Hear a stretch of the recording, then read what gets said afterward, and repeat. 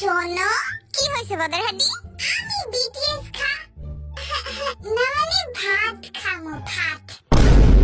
না না, আপনি ভাত খাইবেন কেন? আপনি বিটিএস খান। কবে জানি একেবারে আমি ভত্তা বানায় বিটিএস তোরে খাওয়ায় দেই।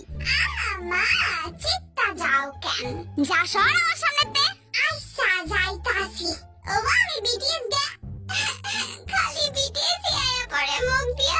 না মা আমি ঘুমাইতে গেলাম। হ্যাঁ বদের হাড্ডি, তুই তো পাগল হইছস, এখন আমারও পাগল বানাইতাছস। যা সরতে।